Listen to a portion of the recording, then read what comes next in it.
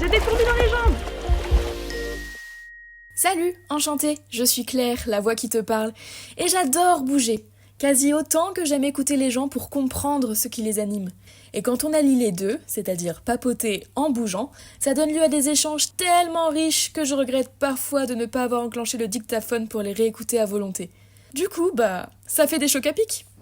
Si tu te demandes après quoi courent tous ces gens, ce que ça leur apporte de partir pédaler sous la pluie, mis à part la crève et de maigres économies d'eau, ou encore l'intérêt de se lever à 5h du matin un dimanche pour une course à Perpète-les-Oins alors qu'on le sait, la grasse mat dominicale est sacrée, tu es au bon endroit. Alors, bienvenue dans ce papotage en basket, en palme, à pédale ou en claquette, qui va durer pile poil le temps de la cuisson de ta tarte aux courgettes, d'une session de renfo ou de ton trajet jusqu'à ton cours de trompette. Aujourd'hui, je vais goûter avec Alexis, adepte de course à pied et sportif depuis qu'il est haut comme 3 pommes. Et je peux vous assurer que maintenant, il fait plutôt la taille de 3 pommiers superposés. Alexis, c'est typiquement le gars en short et débardeur qui court tout le temps, partout, quelle que soit la météo, et tout ça toujours avec un grand sourire. En bref, il est passionné. Et ça se ressent, on a parlé tellement que le soleil s'est couché. En même temps, entre son évolution incroyable, sa rigueur à l'entraînement, ou encore ses performances toujours plus inouïes tout en gardant une humilité qui lui est propre et sans jamais se blesser, j'en avais des sujets à aborder. Ah, je sais pas vous, mais j'en ai déjà des fourmis dans les jambes. Alors c'est parti! On est posé au jardin public. On a pris un petit cookie là pour le goûter parce que t'as fait ton entraînement ce midi, c'est ça? En débauchant? C'est bien ça, oui. T'as fait quoi comme entraînement? J'ai fait 14 km de footing et j'ai couru à peu près 1h10. Donc allure 4,43 km pour un footing, n'est-ce pas? Ouais, un petit footing plus. Bon, du coup, ça indique un peu le niveau d'Alexis sur la course. C'est incroyable. Et c'était ton endurance fondamentale, tu penses? Non, j'étais un peu plus rapide. T'avais froid? J'avais un peu froid et par moments j'étais en 4,20, 4,10. Non mais n'importe un peu plus quoi. rapide. Ça me paraît lunaire, vraiment surhumain. Mais c'est clairement pas une allure d'endurance fondamentale. Okay. Tu as conscience que t'étais plus rapide que ton endurance fondamentale? Oui. Ok. Et donc du coup, pour ta récup, c'est le goûter cookie. Ça, c'est ta marque de fabrique, je crois. J'aime bien, j'en ai testé plusieurs et ils sont bons en général. Celui-là, tu le valides. Le Be My Cookie dans la rue des Remparts à Bordeaux, là. Il est validé. Il est validé. Donc vas-y. Parler la bouche pleine, c'est génial. Est-ce que tu te souviens de la première fois que tu as fait du sport? J'ai un truc qui me revient, mais c'est pas forcément quand j'étais tout petit. J'avais peut-être 14 ans, 15 ans. Et à l'époque, j'étais déjà en club d'athlétisme au sprint. Et avec un ami, pour rire, on s'était lancé le défi d'aller sur un cross-court. Sauf que sur un cross-court, les gens partent à fond et c'est quand même 4 km. Et nous, on avait un entraînement de sprinter, on faisait que des 100 mètres, 200 mètres et on n'avait pas de caisse. Et moi, je me suis retrouvé dans la course et sur la ligne de départ, j'ai vu tout le monde partir à fond. Je suis parti à fond comme sur un 100 mètres ou un 200 mètres. J'ai tenu les premières places pendant 300-400 mètres. Et après, tout le monde m'a doublé. C'était fini. Et au bout de 500 mètres, je me suis retrouvé à la tête de la course. Et après, j'ai alterné entre marche et course sur un cross-court. À peu près 4 km de course. Sachant qu'un cross, ça va vraiment très très vite, quoi. Ça va très vite. À fond, c'est des sangliers. C'est bien ça. Je suis arrivé derrière le type qui tenait les barrières de la ligne d'arrivée. Et je lui ai dit, c'est pour finir la course, enfin j'aimerais bien terminer. S'il vous plaît. Il m'a dit, mais non, on vient de faire partir la course, c'est pas possible. J'ai dit non, moi c'est le cross-court, enfin là j'arrive. Ah, t'avais rattrapé la course qui partait juste après, quoi. Quasiment, et pour eux, plus personne n'arrivait du cross-court, et moi j'étais là. Donc ça, c'était ton premier cross? Ou ta première distance comme ça? C'est la course un peu marrante que je me souviens le plus. Mais sinon en cross, quand j'étais au collège ou en primaire, j'en ai fait. Oui, tu faisais les crosses d'école, quoi. Oui, voilà. T'étais ce gars qui était dans la team athlée, qui faisait du sport tous les mercredis après-midi et les samedis. Et qui faisait les crosses du collège pour faire valoir son collège auprès des autres collèges de la région. Oui, mais après j'avais jamais eu un gros niveau en endurance et du coup j'étais pas non plus parmi les meilleurs, enfin c'était juste pour s'amuser. Et moi j'étais souvent dans le tas au moment de l'arrivée. Mais ce que j'aimais bien c'est finir fort avec un beau petit sprint au milieu de tout le monde. Et remonter le peloton. Oui, voilà. Mais je finissais jamais premier, et même là, je finis pas premier. T'as quand même un sacré niveau, mais le truc c'est que maintenant tout le monde a un sacré niveau en fait. Surtout chez les gars, c'est difficile de se démarquer. Chez les filles, on peut essayer encore de se démarquer, de faire des podiums, mais maintenant chez les gars, ou alors faut faire de l'ultra, Mais ça monte tellement vite, et comme tout le monde s'entraîne fort, ceux qui sont en club, ils mangent de la piste, de la BMA, et c'est dur. Et après, il y en a certains qui ont le physique pour. Toi, t'es grand, t'es menu, donc tu fends en l'air. Quand tu cours, on te voit, tu voles en fait. Tu rebondis à peine comme ça, touc touc touc touc, une petite biche. Il y a aussi le fait d'avoir le temps à côté. Toi, t'as un travail, même si t'as un travail qui se fait tôt le matin et qui se finit à midi, et que t'as quand même tes après-midi. Et certains, ils sont pros, ils font du renfo tous les jours ou quasi tous les 2 jours, ils font du vélo à côté. Enfin, il y a tellement d'autres types d'entraînement pour progresser que, Tout est optimisé. à moins de faire pareil, c'était compliqué d'atteindre ce niveau-là, quoi. Pour revenir à ta pratique, toi, t'as toujours été en athlé, t'as fait les crosses collège, t'as fait du poids, du javelot, j'ai vu ça un peu là, du disque, du saut de haie, du saut en hauteur. D'où ça te vient cette envie de faire ça? Tes parents, ils en faisaient? Ton frère? Non, personne n'en faisait. Depuis tout petit, j'ai toujours fait pas mal de sport, et au début, j'ai commencé par de la gym, après du judo. Et chaque année, ou peut-être tous les 2 ans, je changeais de sport. Et à l'époque du collège, je me suis retrouvé 3 ans en club d'athlé à Antibes.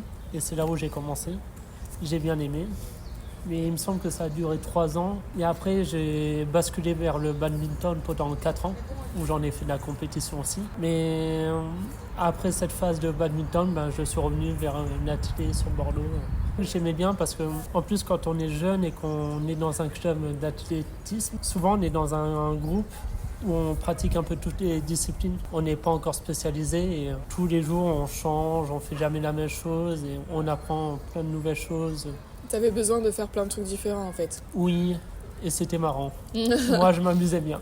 Ouais, c'était plus pour être avec les copains, t'amuser. Oui, et c'est vrai qu'il y avait des discipline. bons copains. On fait la course avec les copains, ceux qui sautent le plus loin. Au sprint, à chaque entraînement, quand on fait des séances de vitesse, qu'on enchaîne des 200 mètres ou des 100 mètres, enchaînement de course, faut être le plus rapide possible. Et c'est toujours la baston avec les copains. Alors qu'au demi-fond, on apprend un peu plus à lutter, mais contre soi-même un peu plus. Est-ce que tu peux définir un peu le demi-fond? Ça va du 400 mètres au 1500 peut-être. Oui, donc ça reste des petites distances Mais autour du kilomètre, quoi. Oui, et qui se font encore sur la piste. Et après, on passe sur les courses sur route, les courses de fond. Ok, donc au-delà de 1,5 km, ça devient de la course sur route. Pour moi, le fond, ça commence à partir de 5 km. Ok, oui, c'est des courses homologuées qu'on peut avoir un peu partout. Oui, voilà, oui. Et le demi-fond, c'est plus après le sprint, mais ça reste sur la piste. En gros, on pourrait classifier comme ça un peu. Le demi-fond, c'est sur piste, et le fond, c'est en dehors de la piste. Tu fais rarement du 5 km sur piste. Il y en a qui font ça. Il y en a ? Au championnat du monde, c'est toujours sur piste. Parce que comme ça, le terrain est toujours pareil, c'est toujours plat. Tu as une régularité du sol. Tandis que tu le maîtrises un peu moins quand tu es en ville ou même sur un parcours de 5 km en dehors. Et après, même pour les JO, il y a peut-être le côté un peu spectaculaire de tourner autour de la piste. C'est peut-être facile pour commenter, pour les speakers et même les spectateurs, ils voient tout le monde tourner. Alors qu'en ville, les gars, tu les vois passer, ça dure 3 secondes et il n'y a plus personne. Même nous, quand on fait une course, qu'on a notre entourage qui vient voir un peu, on passe devant eux, mais ils ont à peine le temps de nous voir passer. Je me souviens, tu as suivi un peu sur le marathon de Biarritz. On avait vraiment pour objectif de te voir à 3 endroits différents. On a dû prendre un vélo, s'il te plaît, vélo électrique, pour essayer de te rattraper à un endroit parce que t'arrivais hyper vite, mais vraiment. Et après, il fallait reprendre le vélo qui a eu une panne, donc on a marché super vite alors qu'on était blessés, s'il te plaît, pour aller te voir au 3e point. En fait, c'est galère même en tant qu'accompagnateur. On avait fait quoi, 21 km au total, juste pour te voir courir le marathon donc du double de 42 km. Sauf que toi, t'allais tellement vite que pour te rejoindre à différents endroits, c'était waouh, l'organisation. C'était pas un marathon facile. Ouais, plus la chaleur aussi, il faisait chaud ce jour-là. Ah oui, ouais. Tu nous avais impressionné ce jour-là. Merci. Pour en revenir à ta pratique, ça fait 18 ans que tu as commencé l'athlé, en tout cas les courses FFA, mais ça fait 13 ans de pratique d'année complète, quoi. Je pense, oui. Pourquoi tu as fait tes pauses ? La première fois, ça faisait déjà 3 ans que j'en faisais, et à cette époque-là, quand j'étais jeune, j'aimais bien changer un peu de sport et voir de nouvelles choses. Et là, j'avais commencé le badminton et je faisais aussi un peu de compète, j'aimais bien. En fait, tu t'es jamais arrêté de faire du sport. Tu as eu 3 ans de coupure d'athlé, oui. Mais c'était pas pour faire rien du tout en fait. C'était- Depuis que j'ai à peu près 3-4 ans, chaque année je suis dans un club et je teste des nouveaux sports. Je vois trop le bébé Alexis. Là, t'es une grande asperge, t'es vraiment très grand. Vraiment, tu me dépasses de 3 têtes, je pense. Et vraiment, bébé Alexis qui commence à courir partout. Mais je t'imagine tellement. Je pense que le sport c'est important pour se défouler, se libérer un peu l'esprit. Et ça fait du bien au corps. C'est un pilier essentiel, je Tu te pense. vois pas sans sport en fait. Non, je pense que c'est important de bouger un peu tous les jours. Et même si c'est pas de la course à pied ou du vélo, rien que marcher, prendre l'air. Nous, on a de la chance parce qu'on fait de la course à pied. Du coup, c'est un sport qui permet de prendre l'air en même temps. Mais c'est important de s'aérer au moins tous les jours. Et cette pratique-là le permet. C'est très court en fait, un entraînement de course à pied. Ça peut être très court. Même si tu pars courir 10 minutes, c'est déjà énorme. Même 5, même enfiler les baskets, sortir oui. et se dire finalement j'ai pas envie d'y aller. Mais tu as déjà mis tes baskets donc c'est trop cool. Et ça suffit en fait pour s'aérer. On part tous de zéro. Oui. Mais d'ailleurs, ce qui m'a fait rire, c'est que depuis que je te connais, je te vois faire des 10 km, des 21, enfin des semis et des marathons. Mais quand tu m'as envoyé ta fiche FFA et que j'ai vu que pendant plus de 10 ans, du coup, tu faisais que, entre guillemets, du sprint, de la vitesse, des 400 mètres, des 800 mètres, et que tu as commencé à faire des 10 km et tout il y a que 3 ans, mais j'étais là, what?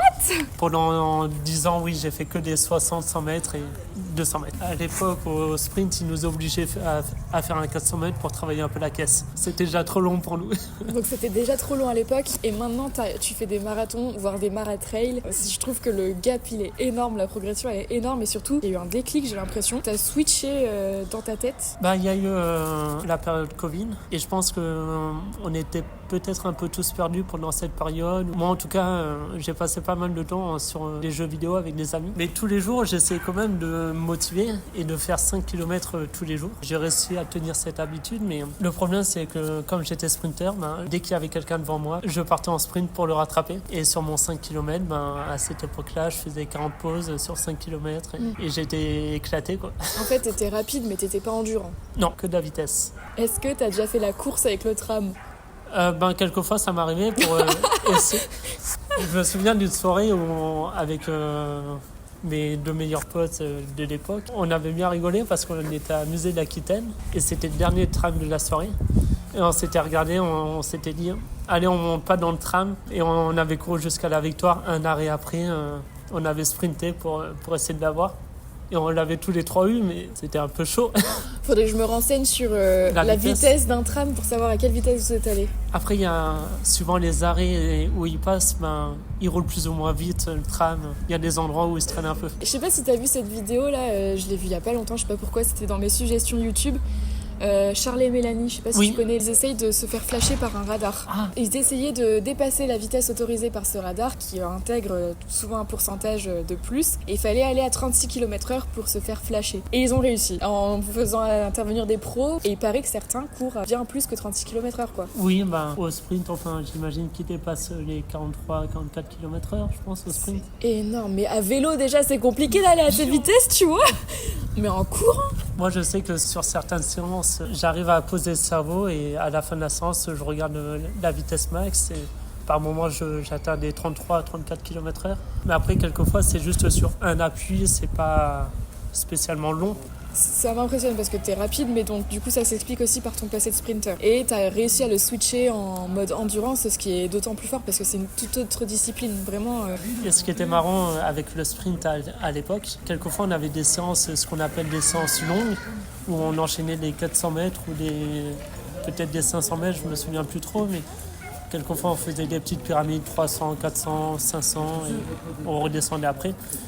Mais moi j'étais toujours le plus nul du groupe et celui-là qui avait le moins de caisses. Et maintenant quand on regarde avec mes anciens amis du sprint, je suis quasiment le seul qui a continué la course à pied ou qui a basculé vers le long. Les sprinters ne passent pas tellement vers l'endurance après? Il y en a beaucoup qui restent dans le sprint ou qui arrêtent au bout d'un moment. Mais Parce la que plupart, non. t'as eu un parcours assez logique en fait, parce que quand on est enfant, on sait pas courir, on sait pas être endurant. Nous, on veut juste aller au plus vite d'un point A à un point B, tu vois, on fait que des sprints quand on est petit. Et plus on grandit, plus on apprécie courir et on prend un peu plus le temps de courir pour se balader et tout ça. Donc au final, c'est tout à fait ce que t'as eu comme parcours, c'est d'abord la vitesse, comme les enfants, parce que tu courais partout, et après t'as plus de plaisir à faire du long, à faire des marathons et tout ça. Mais je pense que c'est avec l'âge aussi où on apprend à aimer un peu plus les longues distances. Et mine de rien, c'est une petite introspection qu'on fait en même temps quand on est sur la distance. Alors que le sprint, les jeunes, ils font 50 mètres et du coup, ils en ont pour quelques secondes et ils font la course avec les copains, c'est marrant, c'est ludique. Alors que faire un 10 km quand on est jeune, c'est dur. C'est comme être au pied de la montagne, quand t'es tout petit, la montagne elle paraît énorme. Même quand t'es grand, elle est énorme, mais c'est encore plus grand quoi. Mais tu vois, me dire, je fais une prépa pour courir 5 secondes. Après, quand on est sur 60 mètres, en général, on court en 7 secondes. C'est vrai qu'il y a pas mal de pression parce que déjà, au moment du départ, on part en start. Il faut partir pile au bon moment, pas trop tôt, sinon on est disqualifié. Et là, si on est disqualifié, la prépa, elle ne sert même pas puisqu'on ne peut pas courir. C'est de la précision, c'est de l'entraînement pour être précis. C'est ça. Et pour être réactif. Faut quand même un mental, parce que t'as une intensité qui est telle que tu dois avoir le cardio à fond, t'as les jambes qui brûlent. Ouais, c'est ça, t'as pas le choix. Tu dois foncer comme si t'avais un tigre derrière toi. Oui. Je trouve qu'on finit plus mal après un 200 mètres qu'on fait à fond qu'après un semi-marathon. Par exemple, le semi-marathon de Bordeaux, je l'ai fini, j'étais cool. Le lendemain, je pouvais recourir, alors qu'un 200 mètres, il y en a qui tombent par terre ou c'est compliqué de marcher après. Ouais, t'es à fond, tu mets ton corps en survie, quoi. Ah oui, ouais. Tu l'as fait en combien ton premier semi ? C'était le Cap Ferré en 2h10, je crois. Et c'était la première année où je reprenais après le Covid. Donc ton premier semi, tu fais 2h10. Et là, le semi de Bordeaux en décembre, tu l'as fait en combien ? 1h16, 45. Une belle évolution. Vache ! T'as quasi 1 heure de battement. Oui. En 3 ans. En 3 ans, oui. Après le premier semi, je m'étais entraîné pour faire le sub 1h30, le fameux sub 1h30 que tout le monde vise sur le semi. J'avais eu un petit problème sur la course au bout de 10 km, j'avais eu des crampes d'estomac, j'arrivais pas à courir. C'était dû à quoi ? C'était ta nutrition, ta prépa ? Avec mon coach, on en a déduit que c'était à cause de l'eau, du ravitaillement qui était trop fraîche quand j'ai bu. On va commencer la fermeture de ces portes. Merci de rejoindre les sorties. On va marcher. On va sortir, on va marcher. Et peut-être qu'il y aura même un peu moins de bruit, ce qui est encore mieux. Parce que là, on est vraiment dans un passage avec tous les agents de sécurité qui papotaient. Tu peux manger ton cookie, tu sais. Oui. C'est pas grave, hein. Tu me fais de la peine à pas le manger. Non, mais pour le moment, je suis pris dans la conversation. Vas-y, d'accord. Non, du coup, avec le coach, on en a déduit que c'était à cause de l'eau fraîche, du ravitaillement. Et là, c'était le semi du Cap Ferré en novembre. Et à cette période, au Cap Ferré, il fait quand même frais. Et le ravito, les verres n'étaient pas spécialement chauds. Ah ouais. Et moi, comme c'était mon premier, j'avais bien bu pendant la ravito et ça a peut-être joué. Et puis surtout, si tu visais déjà un sub 1:30 sans avoir de référence sur ce type de distance-là, tu devais vraiment avoir la pression. Peut-être un peu trop de pression et un manque d'expérience. Ouais, après, je sais qu'à l'entraînement, les séances n'étaient pas assez dans mon souvenir. Enfin, avec le coach, on était quand même confiants sur cette course. Mais ce qui est marrant, c'est qu'après, j'ai enchaîné les semis. Mais j'ai eu du mal après à casser la barrière des 1h30. Alors qu'à l'entraînement, j'avais quand même ça dans les jambes.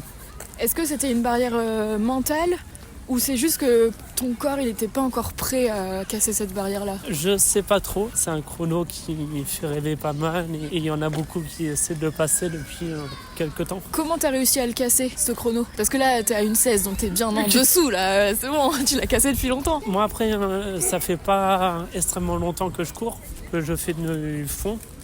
Ça fait que 3 ans et du coup je pense que quand on commence la course à pied, on a une plus grosse marge de progression que par rapport à quelqu'un, ça fait 20 ans qu'il court et on gagne plus facilement. Mais c'est vrai qu'à chaque fois que je fais une course, j'ai tendance à battre mon record de 5-6 minutes à chaque fois. Mais c'est énorme, 5-6 minutes. Mais je pense que ça va peut-être s'arrêter à la prochaine course, on verra. Puisque ça va devenir trop énorme après, mais j'étais passé de 2h10 à 1h48, après je suis passé à 1h35, et après 1h35 j'ai fait 1h25, après j'ai fait 1h19, et là j'ai fait 1h16. 1h16, purée de patates douces. C'est à peu près ça, mes chronos sur semi. Tu voudrais faire quoi le prochain semi?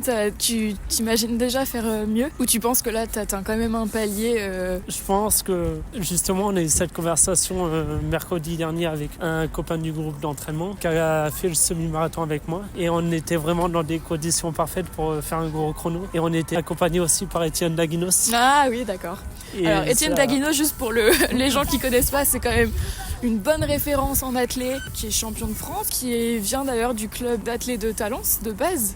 Oui, ouais. Donc c'est il pour est ça toujours que... licencié à Talence. Ouais, voilà. C'est quelqu'un qu'on côtoie régulièrement. Il est sympa. Ok, très bien. Écoute, on n'a pas les mêmes fréquentations, mais si tu veux. Mais il fait souvent des petits passages à Talence. Mais à l'époque, il n'était pas autant connu où il faisait pas des aussi gros chronos par rapport à maintenant. Je crois que son record, c'est peut-être 58 minutes. Sur semi, Ouais, oui, je ou crois. 59. Il y a Il moyen. est passé sous l'heure. Sous la barre des 1 heure. C'est stratosphérique. Vraiment, c'est énorme. Clairement, on peut le calculer, il court à 21 km/h. Oui, Un oui. chouï plus. Lui, c'est impressionnant. Et donc toi, tu aimerais te rapprocher de ces chronos-là, de l'heure peut-être? Je pense pas que je m'en rapprocherai énormément encore. Peut-être gagner encore quelques minutes, mais c'est vrai que plus on avance, plus c'est compliqué. Et... Tu veux dire en âge ou plus parce que là tu performes déjà quoi, enfin c'est déjà... Oui, je performe énorme. déjà et plus on commence à gagner des minutes et plus c'est compliqué d'en regagner après. Tu penses que tu peux agir sur quel levier? Parce qu'au final les prépas c'est plus ou moins le même schéma à chaque fois, donc ton corps il s'est habitué peut-être aux prépas aussi. Le repos peut-être. Toi tu fais attention à tout ça? Déjà en temps normal? Pas forcément. C'est vrai? J'étais Ouais. persuadée que tu t'étais millimétré moi. Non, pas forcément. Après tu manges sainement j'ai l'impression et en bonne quantité. Je me fais des bons plats de pâtes et de légumes en bonne quantité. Mais après c'est vrai que c'est en dehors des repas où j'ai tendance à toujours avoir faim et là je craque sur pas mal de biscuits ou des trucs. Après tu crames tellement. Mais quelquefois je le sens pendant l'entraînement. Ah ouais? Tu sens que ça t'affecte de manger parfois industriel ou sucré ou... Ouais, ou peut-être trop de chocolat sur les tablettes de chocolat. Oh, mais chocolat c'est très bon pour la santé, c'est un antidépresseur, c'est plein de Ouais, magnésium. mais- Vraiment t'en as besoin du chocolat. Quelquefois, c'est un peu trop. Oui, wow. Et on le sent sur une grosse séance. Ouais, ok. En même temps, si tu en manges genre toute une tablette 1 heure avant l'entraînement, ça fait peut-être beaucoup. Je déconseille. Bon, dans ce cas, je veux bien te croire. Mais sinon, t'as l'air quand même de faire attention Oui, à manger des protéines, Des- à manger des trucs équilibrés, quoi. les repas sont bien équilibrés quand même. Il me semble que j'avais cru t'entendre dire que tu faisais attention à ton stress, à méditer, à te reposer. Oui, de temps en temps, j'essaie de faire un peu d'exercice de respiration. Mais ça, c'est aussi suivant la motivation. Là, ça fait longtemps que j'en ai pas fait. Ouais. Mais par moments, j'ai des petites phases où pendant 2-3 semaines, j'en fais. Et quand j'ai le temps aussi. Ouais, c'est pas une routine que t'as en fait. Non. Et après, ça dépend si j'ai la tête à ça aussi. T'as une routine déjà ou pas? J'ai pas forcément une routine, non. T'essayes d'avoir un certain quota de sommeil ou tu fais pas trop attention non plus? J'essaie d'avoir à peu près 7h, 7h30 de sommeil. Ah mais par c'est nuit. peu. Punaise. Non mais tu sais que j'ai calculé mon temps de sommeil idéal. Pour être en forme et pour être concentré, enfin tu vois, être de bonne humeur, tout ça. Il me faudrait 9 heures de sommeil. Ouais, mais le problème, c'est qu'on travaille. Bah ouais. Et c'est enfin, compliqué. Et j'ai tellement de choses à faire que... Faudrait final, limite se coucher à 20h ou C'est ça, non super mais tôt. je peux pas me coucher à 20h déjà, j'ai pas sommeil à 20h. Bah oui. Et malheureusement, en fait, il faudrait que je dorme plus tard, sauf que plus tard c'est pas possible. Il y a le Parce que, travail. ouais, c'est ça, il y a le travail, il faut que je me lève quand même un minimum de temps pour pouvoir m'habiller un minimum, manger un minimum, sinon je suis de mauvaise humeur si je mange pas le matin, donc voilà. Si je dors 8 heures, je suis contente quoi. Ah bah oui. Alors qu'il me c'est faudrait bien. 9 heures. Bah oui. Alors qu'il y en a qui arrivent à dormir 6 heures et ils performent Ouais. et ça va très bien et je les envie quoi, vraiment. Ben, souvent ma montre elle marque 6 heures de sommeil. 6 heures de sommeil. Et Ouais. tu te sens bien avec 6 heures de sommeil? Un peu fatigué de temps en temps, mais en règle générale ça passe. Ok. Ouais, mais c'est que t'es habitué et que c'est ce qu'il te faut au final. Oui, et après je sais que souvent au début d'après-midi je fais souvent une petite sieste d'une demi-heure ou 40 minutes Ouais. pour gagner un peu de temps de sieste. T'arrives vraiment à dormir pendant la sieste ou c'est un temps calme? De temps en temps c'est un temps calme où je dors pas vraiment. Et après, je dors aussi, j'y arrive aussi. Et t'es pas dans le pâté quand tu te réveilles? Non, puisque c'est pas suffisamment long pour que je sois dans le pâté. Ok. C'est sûr que si je commence à dormir 1 heure ou 1h30, Ouais, t'essayes Je vais de être dans le limiter pâté. le temps, je comprends. Tu dis que tu fais pas trop attention à ta nutrition, mais juste d'avoir des assiettes quand même conséquentes et équilibrées globalement. Mais est-ce que c'est intuitif? Est-ce que t'as toujours mangé comme ça et... j'ai toujours bien mangé, et comme j'ai toujours fait pas mal de sport et d'activités un peu physiques, j'ai toujours eu besoin de recompléter un peu. Ouais, mais tu t'es jamais renseigné, t'as Non, jamais lu jamais, sur le non. sujet ou ce genre de choses quoi. Non, Ou même jamais, ton non. coach il t'a pas fait d'entraînement, enfin de Après, c'est plan un coach nutritif. de course à pied, mais il s'y connaît pas forcément en nutrition. Ouais, mais je sais pas, je trouve ça complémentaire quand même. Ouais, En c'est tant que intéressant. coach, d'avoir une formation nutrition et de pouvoir conseiller un minimum. Je pense que c'est intéressant, mais tous les coachs ne sont pas formés en nutrition. Et... Mais tu vois, ça serait vraiment à changer parce que la nutrition, elle est liée aussi aux blessures, à la récupération, à l'entraînement. Même la nutrition de course, c'est super important d'avoir des apports en glucides, en sucre et tout ça. Même pour un coach, de pouvoir donner des conseils sur tout ça à ses coachés. Parce que ça peut prévenir des tendinites, ça peut permettre de récupérer plus facilement et tout ça. Et je trouve ça tellement dommage de pas intégrer ça dans les plans d'entraînement ou tu vois, il y en a qui mangent pas suffisamment et qui vont se blesser, il y en a d'autres qui mangent bien mais qui mangent trop de sucre ou pas assez de protéines, et ils mangent trop de légumes et du coup ils ont l'impression de manger beaucoup alors que des légumes ça va pas te donner assez d'énergie. Enfin, que des légumes en tout cas, ça peut pas te donner assez d'énergie. Et quelquefois, quand tu regardes des assiettes que des gens partagent sur les réseaux ou les copains d'entraînement, tu vois que, enfin, moi en tout cas, jamais ça me remplirait. Voilà, c'est ça donnerait pas assez d'énergie, mais parce que on a besoin de féculents, on a besoin de sucre, on diabolise trop certains aliments. Oui. Alors qu'il faut juste avoir une alimentation un peu variée, équilibrée, enfin, manger un peu de tout, mais sans en abuser. Et être à l'équilibre. Ouais. On peut pas manger uniquement des patates ou uniquement des tomates. C'est bien d'en manger, mais il faut mixer avec d'autres choses en fait. Des trucs qui apportent de l'énergie. Et pareil, c'est bien de manger des protéines, mais il y en a qui abusent sur les protéines. Ouais. C'est peut-être bien d'avoir un nutritionniste ou un coach sportif ou mental, puisqu'après les coachs en club, ils sont pas forcément formés sur la nutrition ou sur les blessures qu'on peut avoir. Mais c'est ça qui est aussi un peu dur. C'est dur et je pense que dans certains cas ça peut être dangereux parce que tu t'entraînes, ok, parfois tu as des grosses charges d'entraînement que ton coach va te donner, voire t'imposer si tu es en club, tu vois, et pour aller jusqu'à un objectif, donc trop cool. Bah oui. Mais sauf que si à côté tu manges comme un sagouin, c'est compliqué après de gérer. C'est dangereux aussi parce que tu peux te blesser. Est-ce que tu as fait encore plus attention à ton rythme de vie, ton hygiène de vie quand tu t'es lancé dans ta première préparation marathon? Donc marathon de Paris 2023. Pas forcément. J'étais peut-être plus à l'écoute de mes sensations. Et comme mes sensations étaient bonnes et que j'étais toujours en forme sur les séances, c'était agréable. Mais j'ai pas forcément fait plus attention à l'alimentation, le repos. Comment tu l'as vécu cette prépa marathon?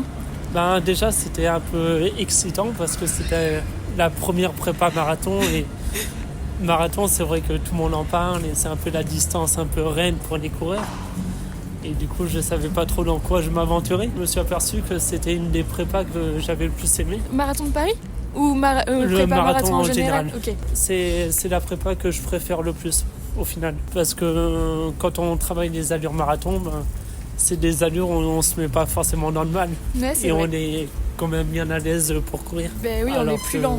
Les allures semi ou les allures 10, tu te mets dans le rouge quoi. On peut se mettre dans le rouge et on peut finir un peu plus mal. C'est moins confortable, c'est sûr. Ah oui, moi c'est vrai que j'aime bien borner, faire un peu de kilométrage dans la semaine. Et c'est vrai que la prépa marathon, ça permet aussi de faire pas mal de volume. Là, en temps normal, hors prépa, t'es à combien en volume hebdomadaire? En général, je tourne à 70 km par semaine. Ok, et quand tu es en prépa, tu augmentes... Prépa marathon? Par exemple, ouais. Le premier marathon que j'avais fait à Paris, il y a eu une évolution dans mon volume d'entraînement. Il y a 3 ans, j'étais à 45 km à peu près. L'année dernière, j'étais plus dans les 60 et là, cette année, plus dans les 70. Mais du coup, sur le marathon de Paris, mes grosses semaines, c'était peut-être du 70-75 km par semaine. Ouais, donc t'as pas énormément augmenté non plus. Enfin, Non. par rapport à maintenant, mais en fait, si, par rapport à ce que tu faisais avant, c'était énorme. En 2024, j'ai fait le marathon de Biarritz. Oui. Et là, j'ai augmenté par rapport à mes semaines habituelles en volume. Par exemple, j'ai fait 3-4 semaines à 105 km. Oh la vache. Mais ton corps, il tient? Il avait plutôt bien tenu, j'étais en forme. Et à cette époque, j'avais pas mal de temps pour me reposer. Du coup, c'était bien. Ouais.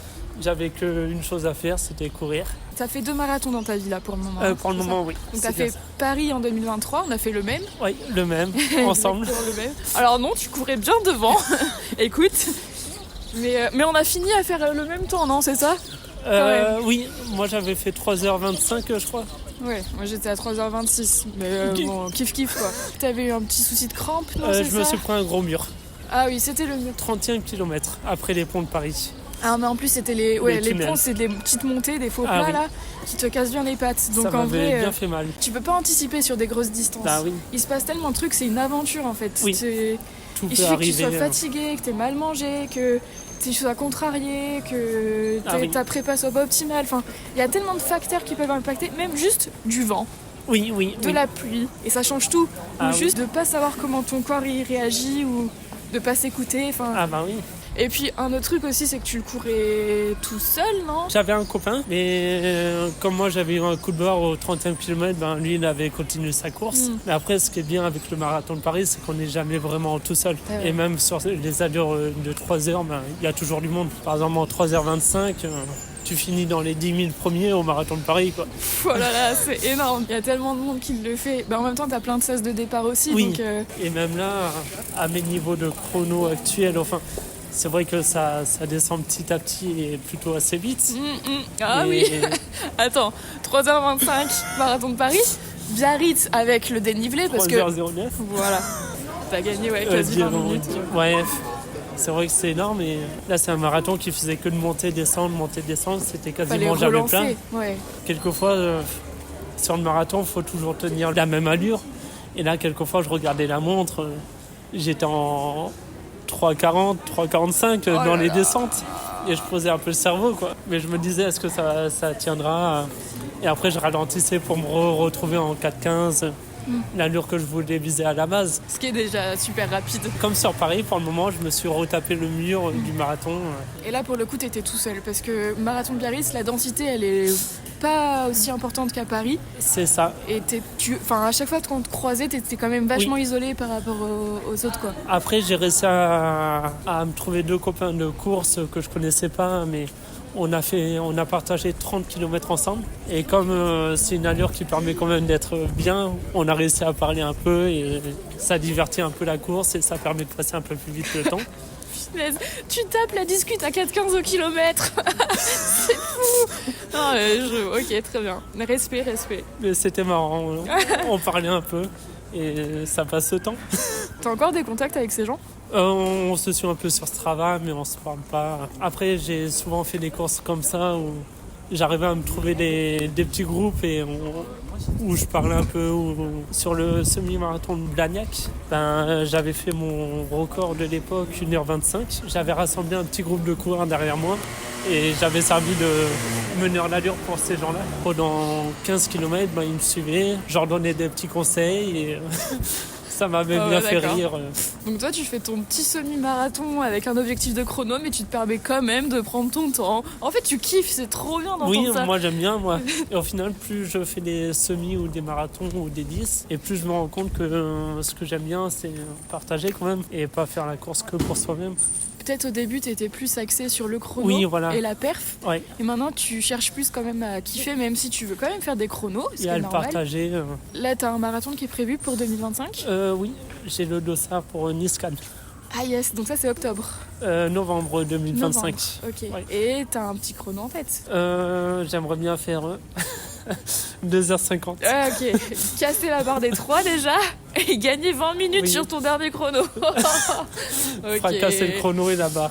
Après, je me dis, j'ai fait 1h16 au semi. Le marathon, ça sera dans un an. Il y a peut-être moyen de faire un bon truc. J'ai une belle prépa. Normalement, c'est dans tes cordes, mais c'est la gestion de la l'effort course qui et- va être importante. T'es passé un petit peu sur trail cette année. C'est la première fois que tu fais un peu de trail. Oui, un peu, oui.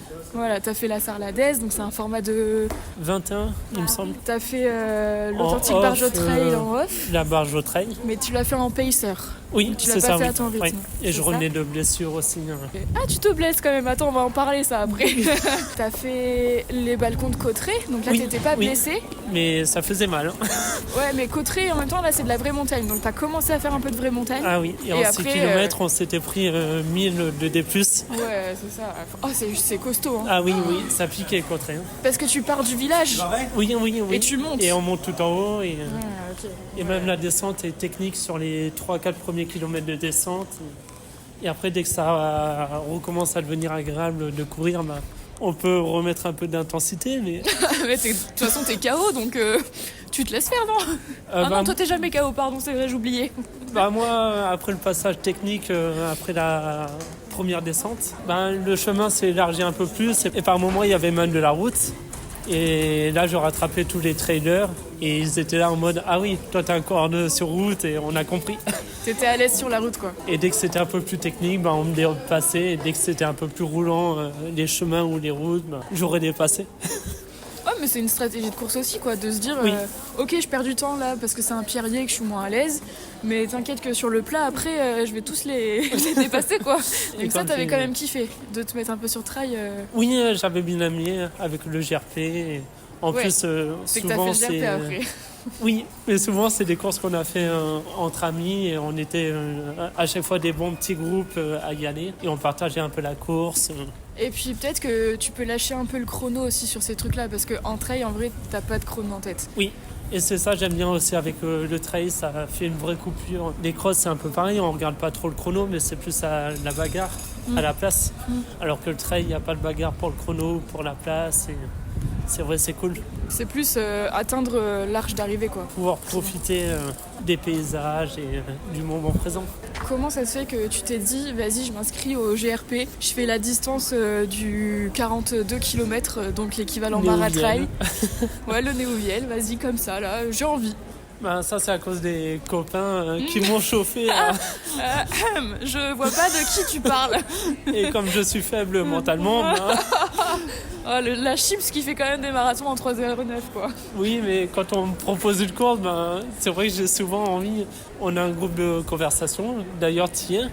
Mais on commence à reparler un peu GRP puisque les inscriptions, c'est en ce moment et c'est sur tirage au sort.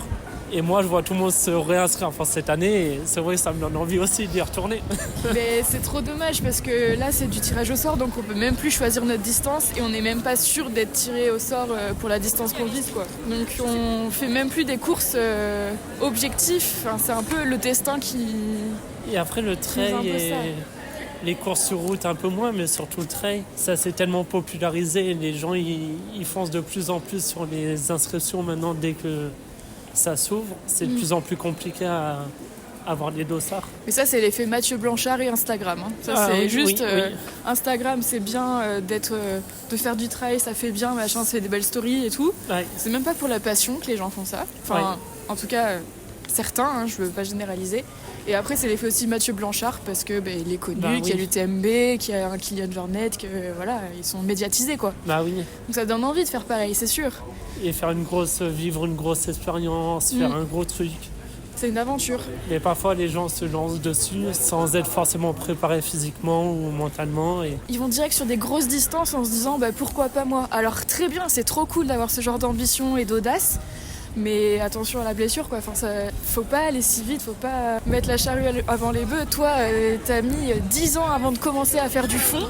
Et pour le moment, ma plus grande distance, c'est 45 km au bout de 3 ans de course. Voilà. Et en montagne, ça fait qu'un an que tu fais des Oui, courses en montagne, ouais, quoi. ça fait qu'un an véritablement. Tu vises de faire plus long. Dans le futur, oui, pourquoi pas dans quelques années, peut-être dans 2-3 ans, oui. Mais pour le moment, on est inscrit sur la VBX. Alors, oui, on est inscrit. Moi, je sais pas si je pourrais la faire. Oui, on verra. On verra, j'espère vraiment. Mais bon, si mon corps me le permet pas, je le ferai pas et c'est pas grave. Bah oui. Mais en tout cas, je vous encouragerai à fond. Ça va être trop bien, Oui. le VBX. Et rien Trop que bien. ça sera top. Mais en tout cas, pour moi, oui, je suis inscrit sur le 46 km. Tu augmentes un petit peu ta distance. hein. Oui, légèrement. Et je perds un peu en D+. Bah, tu vas pouvoir mettre un peu d'intensité là. Oui, et normalement, même les chemins sont moins techniques. C'est un peu plus roulant, c'est moins Oui. rocheux. Maintenant que tu dis ça, ça me revient sur le GRP. On te suivait sur l'appli, on essayait de te capter sur différents points.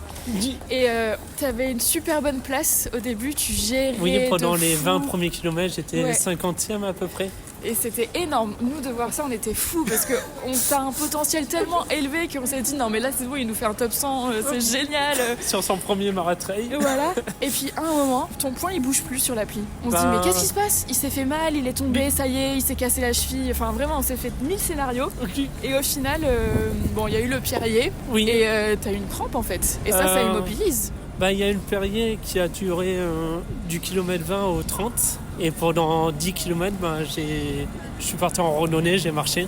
Je courais même plus j'ai pas couru une seule fois sur 10 km. Ouais. Et comme j'étais dans la tête de course, je voyais tout le monde courir dans les rochers, sauter au-dessus des rochers et tout. Et moi j'étais là, mais comment les gens y font? Enfin, au final, je sais absolument pas courir. Je suis seul à marcher et tout le monde court. Mais tu sais, en fait, c'est que tu te confrontes à une nouvelle discipline encore. C'est Et que c'est comme du j'étais trail. dans la tête de course, j'avais que cette vision des gens qui couraient. Et j'avais des amis qui étaient un peu plus loin sur la course. Et eux, du coup, ils étaient avec des coureurs moins expérimentés et rapides. À leur niveau de course, tout le monde marchait. Et tout le monde, au final, était assis dans les rochers, comme moi, à passer des rochers ou à marcher en prenant son temps. Mais c'est juste que j'avais pas cette vision-là. Et pour moi, ça m'inquiétait parce que je voyais les places défiler et des personnes, même si je cours pas pour la place. Mais pour moi, à ce moment-là de la course, je voyais qu'il me restait encore 10 km. Et je me disais, si c'est comme ça jusqu'à la fin, ça fait déjà 10 km que je suis dans les rochers. Et là, il reste encore 10 km. Jamais je passerai la barrière horaire. C'était plus ça ma peur. Et c'est vrai, j'avais perdu une centaine de places, à peu près 100, 120, 130. Et je voyais les personnes passer. Mais parce qu'à Bordeaux, déjà, c'est difficile de s'entraîner dans ce genre de terrain-là. Oui. Et en plus, tu viens de la route, donc courir dans les pierres, c'est aussi... Enfin, tes chevilles, elles sont peut-être pas forcément faites à ça. T'avais peut-être l'appréhension de tomber. Il y a plein de trucs aussi. Enfin, c'est une nouvelle discipline, en fait. Oui. Et donc, comme tu disais, c'est vrai qu'après, j'ai eu des crampes. Ouais. Après le 30e kilomètre, après c'est quasiment 10 km de descente, le GRP, enfin Néouviel. Et là, sur les 10 km, j'ai peut-être crampé une quinzaine de fois sur 10 km. Oh, dur. Et là, c'était affreux, enfin. Mais pourquoi? Parce que t'avais pas assez d'eau? Mentalement, les rochers, ça m'a fatigué physiquement, mentalement, et j'en pouvais plus. Et les muscles étaient explosés. Et après, on a attaqué 10 km où il fallait descendre. Et sur la descente, mine de rien, on est un peu sur la retenue. On essaie avec les cuisses, retenir un peu. Enfin, en tout cas, moi, c'était mon cas, peut-être sur le GRP. Et du coup, à force de retenir, de temps en temps, j'avais une crampe à la jambe gauche. Du coup, je m'arrêtais. Après, il y en avait une à la jambe droite qui commençait. Je m'arrêtais. Et ça faisait que d'alterner pendant 10 km. Et quasiment tous les 500 mètres, j'avais une nouvelle crampe qui se déclenchait. Ah là là. Ça devait être tellement douloureux et frustrant, en vrai. Enfin, Oui, je pouvais rien faire. Oh là là. Mais t'as quand même apprécié cette oui, expérience? c'était génial, oui. Après, là, Néouviel, c'était une course quand même assez technique. Peut-être un peu moins que la Gela que tu as faite, mais c'est vrai que c'était technique. On peut pas comparer, je pense c'est deux tours différents. Et le ratio distance et dénivelé pour la Gela était certes plus élevé, mais c'était des courses complètement différentes. Enfin, Oui, c'était en trail, on peut pas tellement comparer, tu vois. Ah oui, mais là, je sais que je suis plus confiant pour la BVX, puisque d'après ce qu'on m'a dit, c'est des chemins quand même plus roulants et plus accessibles, du coup à voir. Mais ça sera le prochain gros trail. J'ai hâte. Et là, passer quelques jours là-bas, sur le festival de course, entre copains, dans les départs et tout, ça dans va être l'ambiance, cool. oh là là, ça va être génial. Un peu comme sur le GRP. On avait passé quelques jours là-bas, on voyait les départs à chaque fois, les arrivées. C'est ça, et puis même, en fait, tous les jours, on avait des copains qui faisaient des courses, donc on encourageait tous les jours, donc on était dans l'ambiance tous les jours. À suivre, c'est trop bien. Et puis le soir, il y en avait qui faisaient attention pour leur course du lendemain, qui devaient se coucher tôt. Donc on était, même à la maison, on était en ambiance course, tu vois. C'était trop cool, vraiment. Mais les déplacements de course, c'est toujours sympa. Ouais. C'est Puis comme sur le marathon de Biarritz où je dormais et tout le monde était sorti le soir. Moi, j'étais seul avait fait attention quand même à pas trop te déranger. Mais... à courir le lendemain et à dormir. C'est vrai. Mais après, même de voir sur l'appli où en sont les copains, on est vraiment avec eux. Enfin, on vit l'événement. C'est ça, on vit l'événement, clairement. Même pour les accompagnateurs, c'est trop bien comme truc. Oui. J'adore. C'est ma passion, je crois. J'adore le trail, punaise.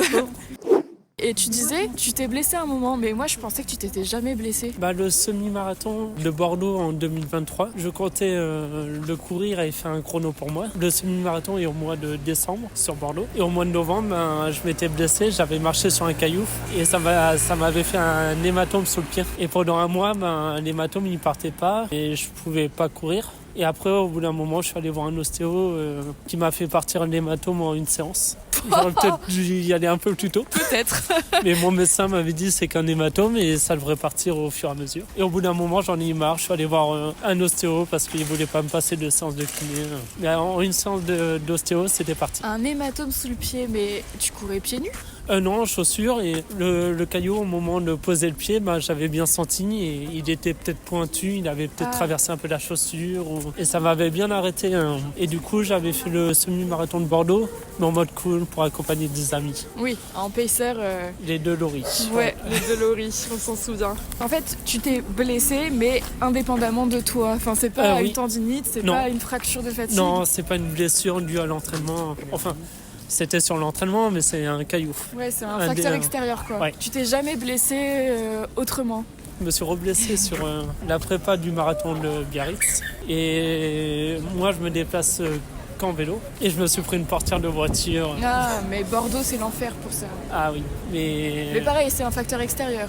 Extérieur, mais qui m'a quand même bien immobilisé. Et comme là, j'étais sur une grosse prépa marathon, je voyais mon investissement s'écrouler. Dans la tête, c'est difficile. Surtout que là, vraiment, c'est pas toi. Tu peux pas t'en prendre à toi, c'est quelqu'un d'autre. Donc c'est encore plus frustrant. C'était dur. En plus, je me suis pas loupé parce que en cognant la portière, je me suis ouvert un doigt et j'ai eu 4 ou 5 points de suture, un arrêt de travail pendant un mois. Au moins, c'est ce que je disais tout à l'heure, c'est un mois où j'avais que de la course à pied pour la prépa marathon. Tu pouvais quand même courir malgré ça. C'est le premier truc que j'ai dit au médecin qui m'a opéré. La première question, ça a été est-ce que je vais pouvoir continuer à courir puisque j'ai une prépa. Le fou. J'ai une prépa, c'est super important. Mais votre santé, monsieur? Non, mais j'ai une prépa. Et après, j'étais pas totalement inconscient parce qu'il m'a dit demain, pour moi, il n'y a aucun facteur qui vous empêche de recourir. Et du coup, le matin, j'ai appelé mon coach pour voir avec lui. Et il m'a quand même dit de prendre un jour de repos pour réattaquer après le surlendemain de l'accident. Mais du coup, j'étais en arrêt de travail, mais je pouvais quand même continuer à courir. Et te reposer. Et me reposer. Mais c'est vrai, j'avais un gros pansement et tout. Les séances, c'était quand même une prépa un peu spéciale, mais qui s'est bien déroulée. Ça prouve que ta manière de t'entraîner, elle est bonne puisque tu te blesses pas, quoi. Donc t'as tout à fait raison de suivre ce que ton coach te demande à la lettre et de prendre les récup nécessaires parce que ton coach, il te cale aussi tes semaines de coupure après tes objectifs et tout ça. C'est vrai que ça décharge pas mal mentalement et on n'a pas à se prendre trop la tête. Et comme il fait les plans d'entraînement, on a juste à suivre semaine après semaine et c'est vrai, c'est agréable. Ouais, ça, tu t'es jamais fait ta propre prépa tout seul? Non. Et je m'y connais pas assez pour potentiellement en faire tout seul. Je suis la prépa un peu générale que le coach m'envoie, mais c'est juste les footings entre les séances que je rallonge un peu ou que j'accélère un peu. Mais sinon, tu suis à la lettre tout ce qu'il te demande. Oui. Les coupures, les entraînements, tout. C'est ça. Et si jamais il me dit bon Alexis, hier t'as fait ton footing un peu trop rapide ou c'était un peu trop long, je vais peut-être écouter sur le prochain et modifier un peu. Okay. Mais tant que je lui fais pas des retours négatifs ou qui voit que je suis en forme, je peux faire le volume un peu que je veux. Mais la question que je me pose maintenant, c'est t'as acquis quand même vachement d'expérience sur les années. T'as ton expérience propre, t'as l'expérience de ton coach, des prépas et tout ça. Est-ce que toi, ça te tenterait pas d'être pro là-dedans, enfin de te spécialiser, alors soit en tant qu'athlète de haut niveau, soit en tant que coach pour d'autres personnes, parce que tu as fait du pacing aussi, donc tu t'es déjà en train d'aider les gens à atteindre leurs objectifs. C'est vrai que du coup cette année, c'est vrai que j'ai couru pas mal pour les autres aussi. J'ai fait 2-3 courses comme le 10 km de Bègles où j'ai accompagné une amie sur son 10 km. Et j'en avais fait d'autres, des courses où j'ai accompagné le semi-marathon de Bordeaux, L'authentique Barge au Trail, oui. Et là, je vais encore accompagner quelqu'un, un ami qui veut faire 1h25 sur son semi Bazas-Langon. Mais c'est vrai, j'aime bien accompagner. Pour le moment, alors devenir pro, non, puisque j'ai pas de niveau, mais si c'est des chronos qui commencent à faire rêver. Bah ouais. J'en suis loin et je le fais surtout pour moi. Mais tu pourrais être sponsorisé déjà, peut-être. Ça pourrait être envisageable. Après maintenant, les sponsors, je pense plus qu'il y ait besoin de faire des gros chronos pour être sponsorisé. Il y en a qui sont sponsorisés, on voit sur les réseaux, ils partagent des choses en rapport avec la course à pied, mais sans faire des gros chronos et voilà. Mais c'est juste qu'ils partagent un peu les valeurs de la marque, qu'ils arrivent à retransmettre des choses. Et qu'ils ont peut-être déjà une communauté de base et du coup ça aide à faire la vitrine pour un sponsor. Mais maintenant, je pense plus qu'il y ait besoin de faire des gros chronos forcément. Okay. Par exemple, Étienne Daguinos, il n'est pas forcément trop sur les réseaux. Même Jimmy Gressier, je crois pas qu'il soit trop au réseau. Ils ont quand même des sponsors, mais il y a des gens qui sont sur les réseaux un peu tous les jours et qui partagent des choses comme une communauté qui arrive à attirer des sponsors sans avoir des chronos. Donc ça, ouais, être athlète pro pour toi, tu penses que c'est pas atteignable ? En tant que chrono, non. Ok. Après, être trop sur les réseaux, c'est pas quelque chose qui m'attire non plus. Puisque la course à pied, je fais pour moi, mais j'aime pas forcément trop partager ce que je fais tous les jours. Ok, ouais, tu cours par passion en fait. Oui, et même sur Strava, parfois je me connecte même pas sur Strava et c'est juste la montre qui envoie l'activité sur Strava, mais moi j'y vais même pas. Mais tu commences à être vachement suivi sur Strava. C'est impressionnant, mais tu gagnes des followers là, waouh. Oui, on en rigole avec des amis, mais c'est vrai que ça commence à gagner un peu. En même temps, tu tapes des chronos qui sont assez impressionnants, donc ça attise la curiosité. Maintenant, même quand je fais des petits footings ou quand je suis en mode cool, je vois que j'ai des kudos ou quoi. Les kudos, c'est les likes sur Strava. Pour ceux qui connaissent pas, c'est... Voilà. Mais c'est vrai que le compteur s'affole vite, quelquefois. Ouais, c'est impressionnant. Et même moi, ça me surprend, puisque comme je le disais, je fais ça pour moi et quelquefois je mets des gens qui me paraissent un peu marrantes. Mais c'est surtout pour moi. Et après, je vois les gens qui aiment.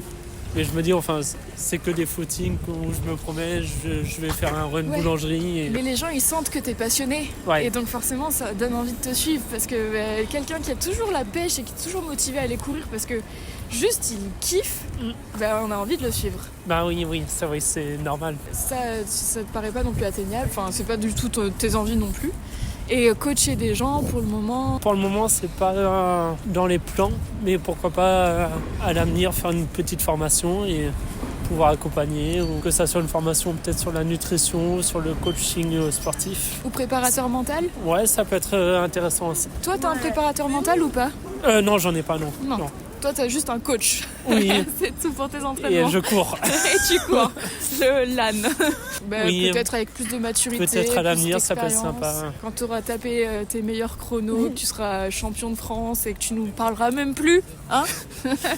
Non, je pense pas. Et déjà, sur semi, je pense que je commence à atteindre des limites sur semi. Ouais. Après, sur marathon, je pense encore avoir une marge puisque j'en ai fait que 2 et il y a encore des minutes à gagner. Puis il y a le trail, Maintenant, t'as commencé trail, tu vas continuer mon coco. Je vais te pousser là-dedans, moi. J'ai déjà plusieurs trails de prévus cette année. Ouais. Qu'est-ce que ça t'apporte dans la vie de tous les jours ? Toute cette pratique sportive et le fait de courir, d'avoir une rigueur d'entraînement et... Ce que j'aime bien avec quand on rentre dans une prépa, déjà il y a l'objectif final de la course, mais aussi ça permet de cadrer un peu ses semaines habituelles et de sortir un peu de la routine qu'on peut avoir du boulot, dodo. Et on sait que tel jour on va courir, tel jour on a ces séances à faire. Et on attend un peu avec impatience certaines séances. En fait, t'es comme un gosse excité à l'idée d'avoir son calendrier de l'avant, quoi. Oui, surtout sur les prépas un peu marathon, où c'est des grosses séances qui arrivent. Et quand on sait que dans 2-3 semaines, on a une séance 20 x 200, à la fois ça fait peur, mais à la fois on a hâte.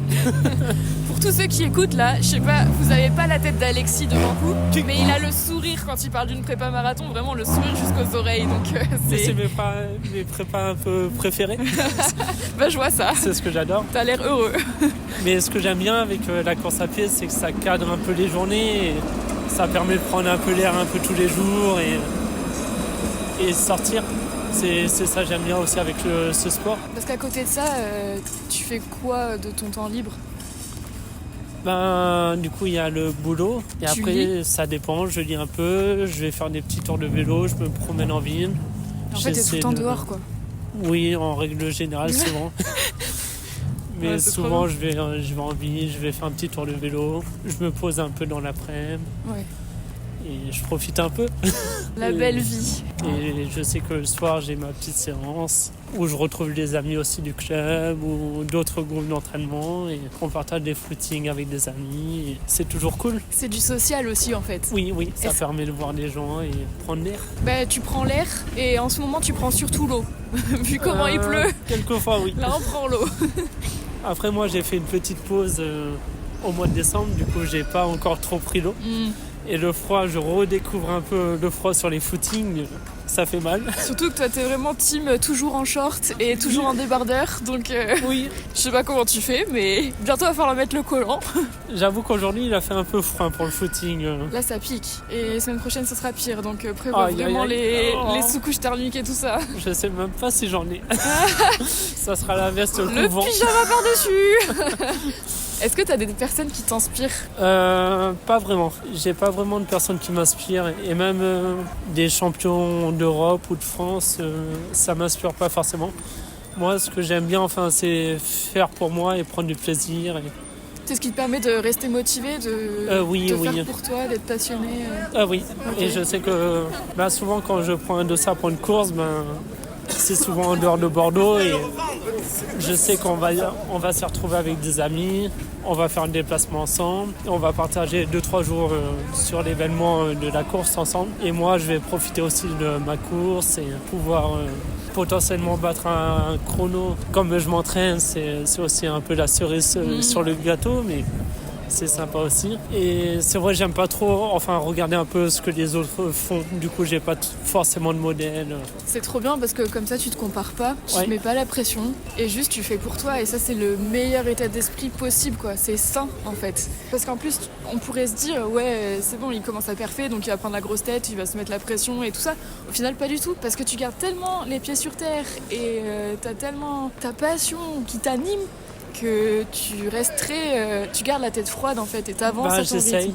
Et même mentalement, je sens que la course à pied, ça évolue. Je pense que sur Sommier, je commence à atteindre un petit plafond. Ça va être compliqué maintenant de descendre. Avant, c'est vrai que j'avais tendance à toujours vouloir battre des records.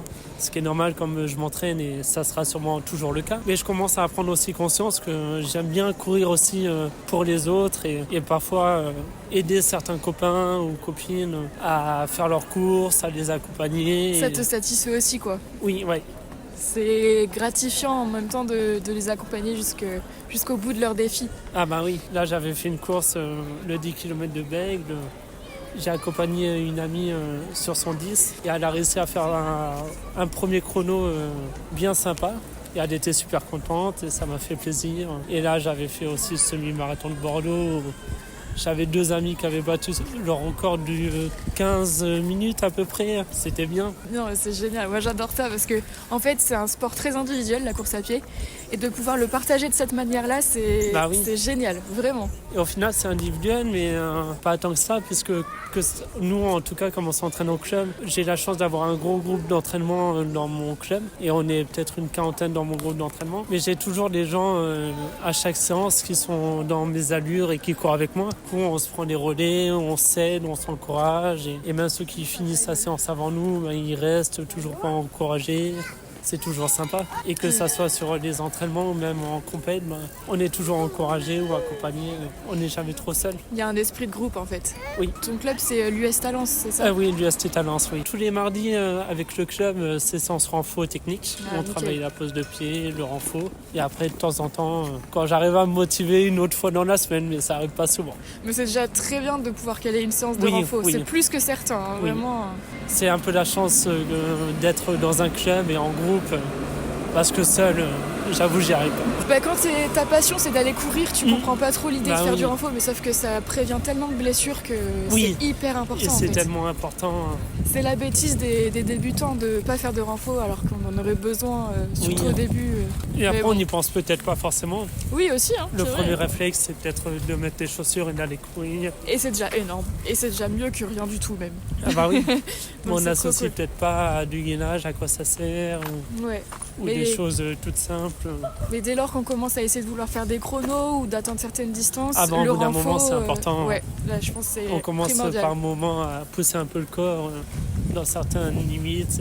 Si tu devais donner un conseil à celui qui voudrait courir mais qui n'a pas encore trouvé l'impulsion ou qui a peur ou qui n'est pas tout à fait motivé, ça serait quoi? Souvent, le conseil que je donne à mes amis, c'est qu'il vaut mieux courir 2-3 fois par semaine, mais 15 minutes, qu'une fois 1 heure. Enfin, je pense que c'est mieux d'être régulier et de courir un peu de temps en temps qu'une fois par semaine et plus pouvoir marcher dans le main parce qu'on a trop couru ou qu'on s'est fait mal. Et je pense qu'on y gagnera plus à être régulier dans la semaine, à y aller plusieurs fois, qu'une fois et voilà. Et après, peut-être le deuxième conseil, mais qu'on entend beaucoup trop, c'est ne pas trop regarder les réseaux et y aller Écouter son cool au rythme. départ et s'écouter. Et ne pas céder à la pression du like et de l'envie de reconnaissance sur les réseaux parce qu'on poste sur Strava.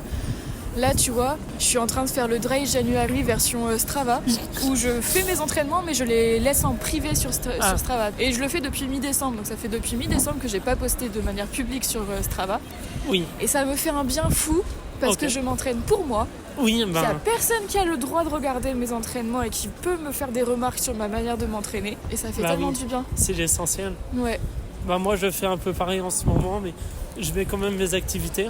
Enfin, je laisse la montre synchronisée avec le Strava. Mais c'est vrai que je vais plus forcément sur Strava pour liker et regarder un peu tout ce que faisaient les copains.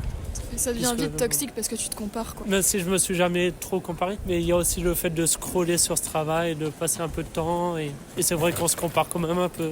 Et donc toi, ouais, tu conseillerais de s'écouter, de pas trop regarder ce que font les autres, de vraiment courir pour soi. Et aussi vraiment faire attention à l'allure et être dans une allure où on est capable de tenir sur la distance qu'on souhaite faire et on se met pas dans le rouge forcément.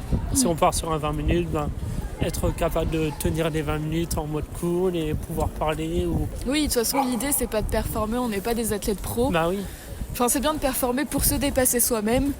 De temps en temps, ça fait plaisir. De toute façon, on va pas gagner notre vie en courant, donc bah non. Et autant je pense- kiffer, quoi. Bah oui.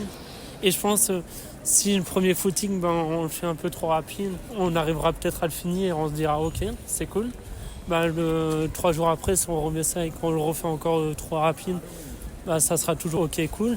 Mais au bout d'un moment, on accumule une petite fatigue et je pense que la fatigue, on ne la voit pas au départ, mais au bout de quelques semaines, elle se fait ressentir et Et là, on se blesse. c'est là qu'on se blesse. Et là, c'est fini. Oui, Pendant oui, un petit temps, c'est on peut plus compliqué. mettre les baskets. C'est là, c'est frustrant. Avec certaines blessures, ce qui est frustrant, c'est que ça arrive au bout de 2-3 mois et on ne s'aperçoit pas. Au début, on est en forme et d'un seul coup, paf, Ça lâche. et c'est le surentraînement et le fait de vouloir trop en faire ou aller trop vite. Il y a ça et aussi de pas avoir fait attention à côté à sa charge de stress, à son repos, à sa récup et à la manière dont on mange. Parfois pas assez. Pas assez. Malheureusement, il y en a beaucoup qui ne mangent pas assez. Et ça, c'est l'enfer après derrière. Pour retrouver l'énergie Ah oui, qu'il avait c'est avant, compliqué. c'est long et compliqué. On demande beaucoup au corps et il n'est pas capable de supporter cette charge d'entraînement ou de reprendre des forces. Mais oui, ça serait peut-être des conseils que je donnerais peut-être, les 2-3 conseils. Mais c'est très bien, je trouve. C'est de très bons conseils, très simples, que tout le monde peut appliquer, qui paraissent évidents, mais on n'y pense pas. Et c'est bien d'avoir le rappel de temps en temps de de ça, quoi. Même si je pense que maintenant, quand t'es coureur, on regarde à fond les réseaux sociaux et on les entend un peu par tous ces conseils-là. C'est vrai, c'est sympa de les entendre. Encore une fois. Encore une fois. De les rabâcher pour bien les ancrer dans le ciboulot. Oui. Un peu de F. Voilà. Ça fait toujours du bien. Mangez, les gars, mangez. Merci beaucoup pour cet échange. De rien. C'était trop cool. Ça m'a C'était un fait plaisir. de t'accueillir là. C'était très sympa. Ouais, trop cool, merci.